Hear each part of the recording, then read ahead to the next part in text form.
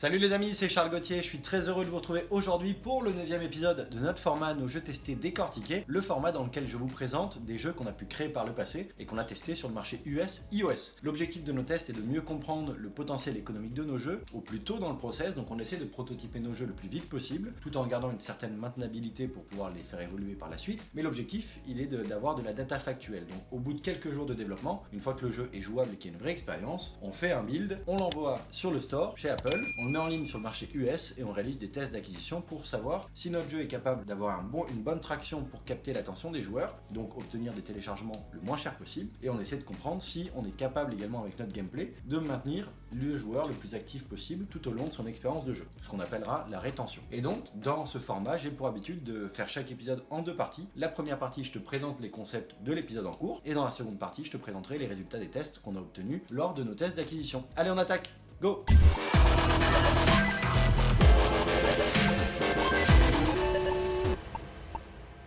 Alors les amis, je vous propose qu'on attaque cette vidéo en nous intéressant d'abord au jeu de gauche. Le jeu de gauche s'appelle Rolly Shot. C'est un jeu qu'on a lancé en janvier 2019, ou du moins qu'on a lancé en test en janvier 2019. Et dans ce jeu-là, l'idée qu'on avait eue, c'était d'avoir des levels avec une structure qui tourne, et dans cette structure, au sein de cette structure, des objets qui peuvent se déplacer selon une ligne. Donc la ligne est évidemment en rotation parce qu'elle suit la structure globale qui tourne, et il y a deux éléments différents. Il y a des éléments verts et des éléments rouges. Les rouges, faut pas les toucher, les verts, faut les toucher. Bon, ça paraît à peu près intuitif sur la couleur. Si tu remarqueras que dès qu'on touche une balle verte ou une balle rouge, elle est détruite. Donc ça peut être assez punitif, c'est-à-dire que dès qu'on touche une balle rouge, on a perdu. Donc il faut éviter de toucher ces balles rouges. Et à la fin du niveau, quand on arrive, il y a des nouvelles balles qui arrivent. C'est des balles jaunes qui agissent un peu plus comme un boss. Elles ont une barre de vie, donc il faut les toucher plusieurs fois pour pouvoir les détruire. Et donc nos levels, on les a construits sous ce format-là. Chaque sous-level a un objectif de nombre de balles vertes à détruire, à atteindre, et le sous-level final qui permet de compléter définitivement le level en cours, lui, nécessite de détruire des balles jaunes, qui ont cette composante un petit peu de boss avec une barre de vie. Voilà à quoi ressemble Rolly Shot. Maintenant on va passer à Match It, qui est une variante finalement de Rolly Shot. On utilise beaucoup de mécaniques de gameplay similaires entre les deux jeux, mais ici on a repris la composante de Match 3, en se disant qu'il fallait au moins mettre 3 balles ensemble d'une même couleur pour les détruire. Et il faut que ce soit lié à l'action du joueur.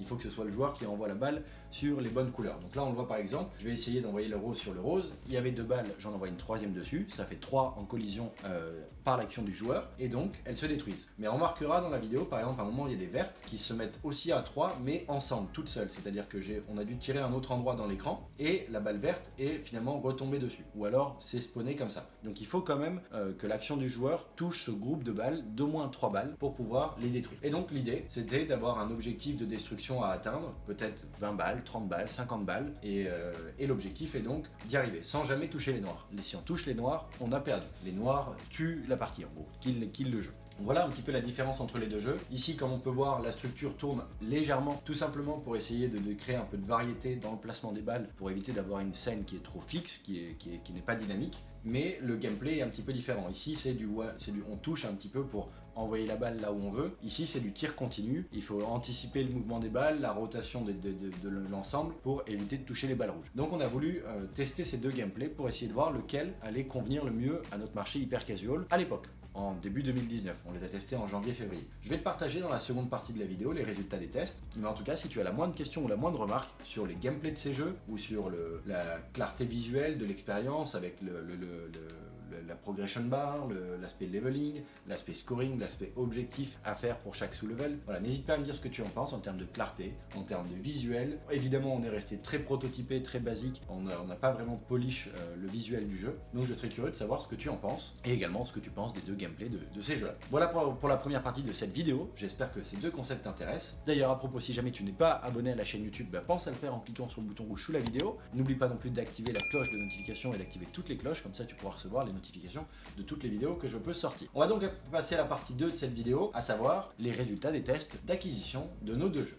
On va commencer avec Rolly Shot, on terminera avec Match It. Et pour Rolly Shot, donc c'est un jeu qu'on a testé en premier, c'est la première version qu'on a fait de ce gameplay là. On l'a testé en janvier 2019, donc il y a plus d'1 an et demi maintenant. Et on n'avait pas eu de résultats très excitants, tout simplement parce que notre CPI dès les premiers jours était très haut. On était monté à quasiment 2$ pour un coût d'acquisition, ce qui était énorme sur notre marché hyper casual et ce qu'il est toujours d'ailleurs aujourd'hui. Alors peut-être qu'on était en tout début du mois de janvier, après le rallye de fin d'année, les périodes des fêtes et Noël, et peut-être que les coûts d'acquisition étaient encore trop élevés, donc on ne savait pas trop comment l'analyser. On était quand même déçus. 2$, c'est clairement un projet acheté à la poubelle, on pourra rien en faire malheureusement.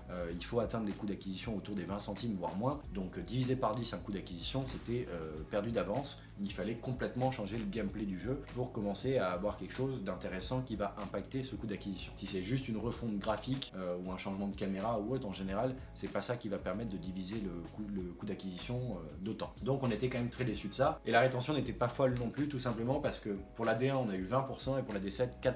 Alors pour rappel, la D1 c'est la proportion de joueurs qui sont toujours actifs après 24 heures de téléchargement. Et la D7 c'est après une semaine. C'est pas des chiffres qui sont excellents. On aurait dû essayer d'atteindre le double, voire un peu plus du double pour commencer à avoir un jeu qui peut générer des revenus intéressants, mais en même temps il faut générer une rentabilité et face à 2$ de coût d'acquisition c'est impossible de rentabiliser ce genre de projet. Donc on était déçus et on s'est dit pourquoi pas le kill et repartir sur un projet qui a rien à voir, ou alors est-ce qu'on ferait pas un A/B testing, est-ce qu'on n'essaierait pas de tester un gameplay légèrement différent basé sur des choses qu'on a déjà codées pour essayer de voir si on peut avoir un gameplay ou un jeu qui attire un peu plus les joueurs et qui les maintient davantage aussi. Et c'est la raison pour laquelle on est passé au jeu de Match It avec une composante plutôt d'agglomérer les boules de même couleur pour les détruire et non pas de tirer en continu sur des boules mobiles. Et on a voulu voir du coup si ça performait mieux. Comme tu peux voir, on est resté sur à peu près le même logique de jeu, hein. La forme est un peu différente mais on peut la retrouver quand même ici. Donc on est sur un jeu très similaire, on va pas se mentir, mais ça nous a quand même permis de comprendre si ce gameplay là était plus intuitif, plus sexy, plus compréhensible pour les joueurs que celui de gauche. Et en effet, dans les coûts d'acquisition et dans les rétentions, on a pu observer des différences. D'ailleurs, dis-moi en commentaire si tu penses que celui-ci a eu des meilleurs coûts d'acquisition ou une meilleure rétention ou les deux ou aucune des deux. Je serais curieux que le savoir juste avant de te partager les résultats. Bon bah du coup, on va passer aux résultats. J'espère que vous serez quelques-uns à avoir joué au jeu de la devinette. Et donc pour Match It, on a eu un coût d'acquisition bien plus agréable que Rolly Shot, tout simplement parce qu'on a quasiment divisé le CPI par 2. On est descendu à peu près au 1$. Donc c'était déjà une bonne marque de progression. On n'a pas divisé par 10 le coût d'acquisition, mais on a divisé par 2. Ce qui est déjà une bonne marge de manœuvre. Et après, en termes de rétention, alors on n'a pas augmenté par 2, on n'a pas divisé par 2 non plus, mais on a progressé un petit peu parce qu'on est passé de 20% D1 à 25% D1 et on est passé de 4% D7 à 5% D7. Donc c'est une légère progression à la fois sur le CPI et à la fois sur la rétention, ce qui nous prouve peut-être que ce gameplay là était moins sexy, moins intuitif, moins agréable et du coup convertissait beaucoup moins les joueurs à la fois pour l'acquisition mais également au sein de l'expérience de jeu, alors que celui-ci réussissait à maintenir un petit peu plus. Maintenant c'est beaucoup trop faible pour pouvoir faire des jeux très rentables avec ça, signer des beaux contrats d'édition, donc ce sont des projets qu'on a archivés depuis, tout simplement parce qu'on s'est dit que ça allait être trop compliqué de gratter encore un peu plus le CPI et d'augmenter encore plus la rétention en gardant les mêmes logiques de jeu. Évidemment on aurait pu changer complètement le visuel, on aurait pu changer quelques petites choses, s'inspirer de Knockball, s'inspirer d'autres jeux qui jettent des projectiles.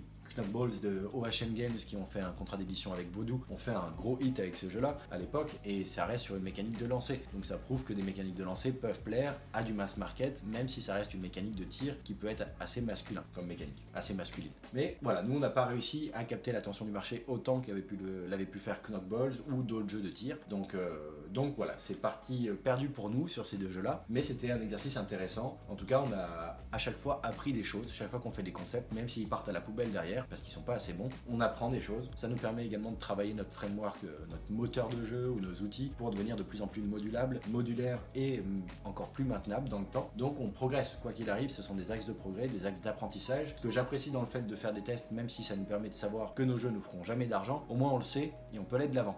Parce que quand on passe des semaines et des semaines à produire un jeu parce qu'on ne le teste jamais et qu'à chaque fois on veut rajouter des choses, qu'à chaque fois on a des nouvelles idées, finalement on passe du temps qui n'apporte pas de valeur au projet. Et là nous on essaie de développer vite, de tester vite et de prendre une décision au plus vite pour savoir si on prolonge ou pas. Donc je pense que même si on a acheté pas mal de projets à la poubelle depuis le début, là tous ceux que je t'ai présentés dans la série depuis le début sont des jeux qu'on n'a pas conservés dans le temps, ça reste des axes d'apprentissage et des prises de décision qui nous permettent de consacrer du temps à des projets qui seront certainement meilleurs et qui pourront nous permettre du coup de générer des revenus contrairement contrairement à ceux-ci. Donc voilà un petit peu la logique qu'on a pu utiliser sur ces tests. Voilà ce qu'on fait en général. Et donc voilà ce qu'on a fait sur Matchit et Rollyshot. Rollyshot à gauche, Matchit à droite. Voilà ce que je voulais te partager dans la vidéo du jour, dans l'épisode 9. J'espère que cet épisode t'a plu. J'espère que ces deux jeux t'ont intéressé aussi, même si visuellement ils sont peut-être un peu moins sympathiques, un peu moins poussés que certains autres jeux que je t'ai présentés dans les épisodes précédents. Je t'invite d'ailleurs à voir la playlist Nos jeux testés décortiqués pour voir les autres épisodes. Et puis moi je te dis à dans une semaine, vendredi prochain, pour l'épisode 10 de ce format. Et d'ici là, on peut se retrouver déjà dimanche et mercredi prochain pour les autres formats de la chaîne. C'était Charles Gauthier, fondateur de Hurtbox Games, en direct des locaux à Cannes. Et je te dis à très vite pour la prochaine vidéo. Merci de m'avoir écouté. Ciao.